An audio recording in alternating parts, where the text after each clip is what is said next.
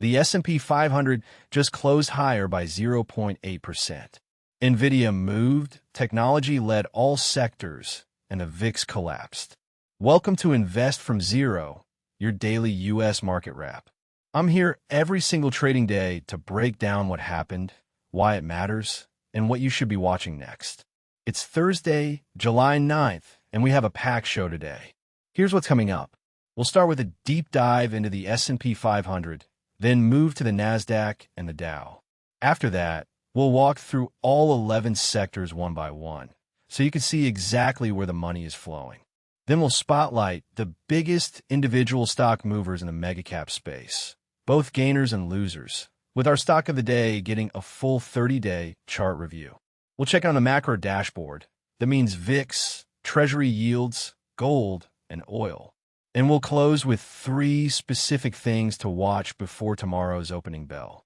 If you're new here, this is the show that covers the U.S. stock market every single trading day. No fluff, no hype. Just data, analysis, and context. Hit subscribe so you don't miss an episode. Let's get into it. Let's start with the benchmark, the S&P 500. Today, the index closed at 7,543.64. That's higher by 0.81%, or roughly 61 points on the day. Yesterday's close was 7,482.71, so we're looking at a solid gain.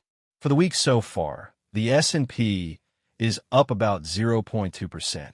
The weekly trend is flat, which could break either way. These consolidation periods often precede a larger move. Now here's the context you need. The S&P 500 is the single most important number on Wall Street. It represents 500 of the largest U.S. companies and roughly 80% of total U.S. stock market value. When this number moves, it affects retirement accounts, pension funds, and investment portfolios around the world. To put today's 61-point move in perspective, the S&P 500 averages about a 20 to 30-point daily move in calm markets. Today was a day where broad participation pushed the index higher. Breadth was solid. Now let's move to the other 2 major indices. The NASDAQ Composite, which is heavily weighted toward technology and growth stocks, gained 1.3% today, closing at 26,207. Tech stocks dominated the session. The NASDAQ came in ahead of the S&P 500 today, and that relationship matters. When the NASDAQ leads, it usually means risk appetite is strong and investors are favoring growth. When it lags, it can be a warning sign that the rally is narrowing. Today, the NASDAQ led, which is exactly what bulls want to see. The NASDAQ has been one of the best performing indices this year, and today's move continues that trend. Moving to the Dow Jones Industrial Average, it finished higher by 0.27% at 52,487. The Dow underperformed the S&P today. Remember, the Dow only tracks 30 blue-chip stocks, and it's price-weighted, not market cap-weighted. That means a high-price stock like Goldman Sachs or United Health can move the Dow more than a lower-priced stock, regardless of company size. Blue chips were mostly flat. The key takeaway from the indices: all 3 are moving in the same direction, which shows broad conviction in the market. Now let's get into the sector breakdown. This is one of the most important parts of the show because it tells you exactly where the money is flowing. Today, 7 of 11 sectors finished in the green and 4 in the red. Mixed breadth today. Not everything participated. Leading all 11 sectors, technology up 2.2%. In second place, consumer disc at plus 1.34%. Third, financials at plus 1.04%. These top 3 sectors are where institutional money was flowing today. The middle of the pack, communication plus 0.96%, industrials plus 0.38%, materials plus 0.20%, and real estate at plus 0.18%. Now the laggards. Healthcare came in at minus 0.08%. Utilities at minus 0.51%. Energy at minus 1.40%. And bringing up the rear, consumer staples finishing down 1.4%. The spread between the best and worst sector today is 3.6 percentage points. That is a wide spread, which tells you there is strong rotation happening under the surface. Growth sectors are leading, which is a classic risk-on signal. Money is flowing into higher beta names. I always say, follow the sectors. They tell you the story before the headline does. Now let's look at today's biggest movers in the megacap space. Starting with the number one gainer. AMD, ticker AMD, absolutely surged today, up 5.66%, closing at $546.72. For a megacap stock, a 5.7% move in a single day is significant. We're talking about billions of dollars in market cap change in just a few hours of trading. This kind of move doesn't happen without a catalyst. Whether it's an earnings beat, a new product announcement, an analyst upgrade, or just pure momentum from institutional buying, something is driving this. The volume will tell you a lot.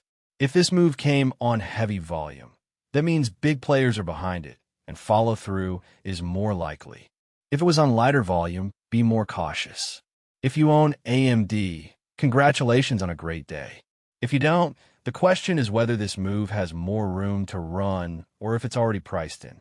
As a general rule, chasing a stock after a big up day is risky. But if the fundamentals support it, pullbacks can be opportunities. Rounding out the top 5 gainers. Number 2, Meta, up 4.7%, closing at $631.48. Number 3, Broadcom, up 3.2%, closing at $401.11. Number 4, Tesla, up 3.2%, closing at $406.55.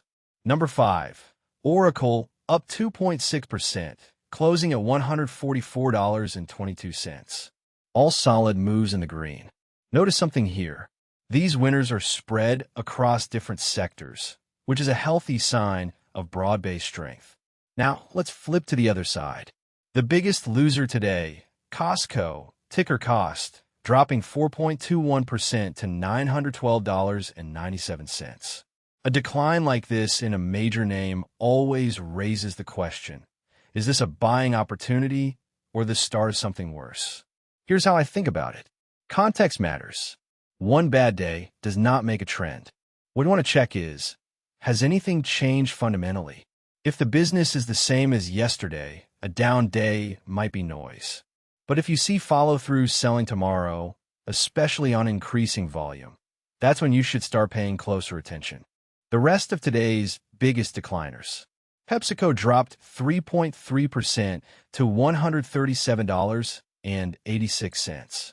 Exxon dropped 2.6% to $137.46.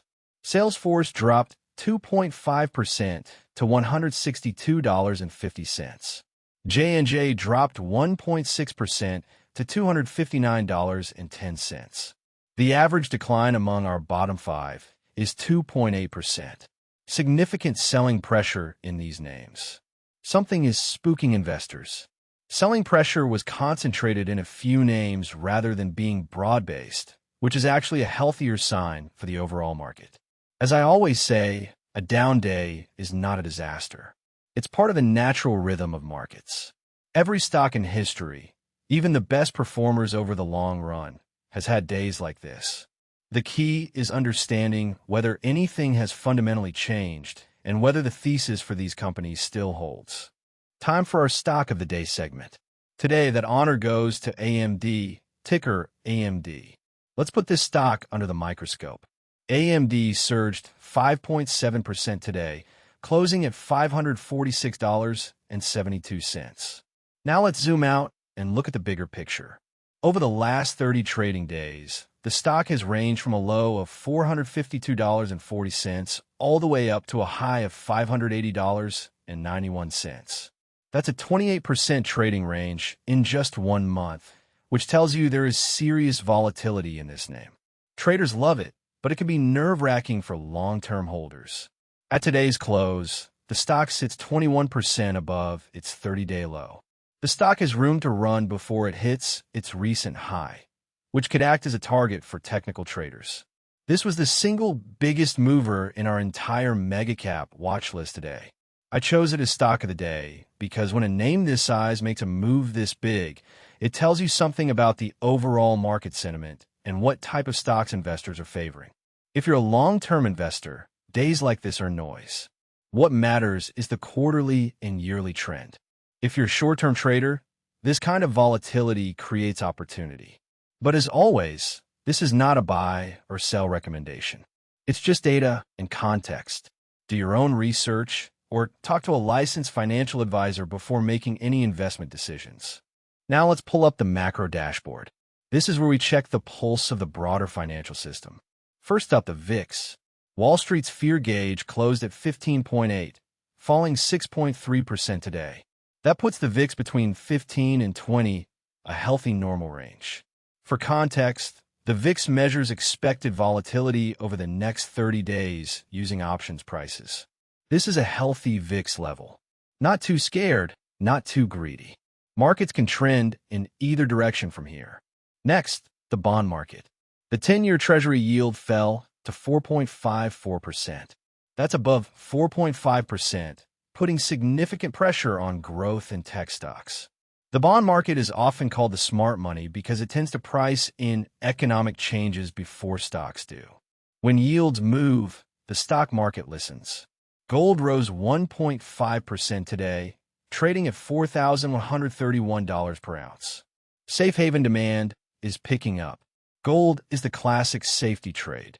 When investors get nervous, they buy gold. When they feel confident, they sell it. Crude oil dropped 2%, sitting at $72.08 per barrel. This puts pressure on energy names. Oil prices affect everything from transportation costs to consumer spending.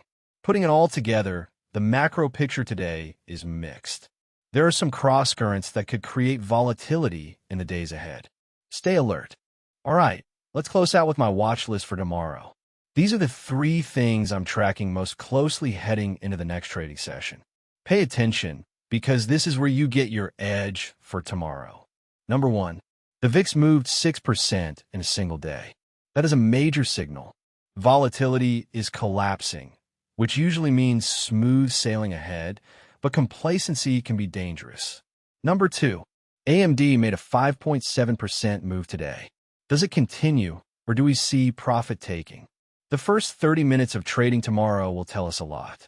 Number 3, the S&P 500 is up 0.2% for the week. Weakness that could extend if buyers do not step in. Watch for support levels. These are the setups, the catalysts, and the risk factors that I think could move the market tomorrow. Write them down, set your alerts on these levels, and be ready when the opening bell rings. Preparation is the difference between reacting and anticipating. And that is your complete U.S. market wrap for Thursday, July 9th. Today we covered the S&P 500, the NASDAQ, and the Dow Jones. We broke down all 11 sectors, went through the biggest movers both up and down, gave our stock of the day, AMD, a full 30-day chart review, checked the macro dashboard with VIX, bonds, gold, and oil, and finished with 3 things to watch for tomorrow's session. If you found this valuable, please hit that subscribe button. Turn on the notification bell so you get these episodes every single trading day. Share this with someone who's trying to learn about the markets. Drop a comment below and let me know, are you bullish or bearish heading into tomorrow? I read every single comment and try to respond to as many as I can. Remember, nothing in this video is financial advice. I'm just sharing data, analysis, and my perspective. Always do your own research or consult a licensed financial advisor before making investment decisions. I'll be back tomorrow with another full breakdown. Until then, invest smart, invest early, and invest consistently. This is Invest from Zero. Good night.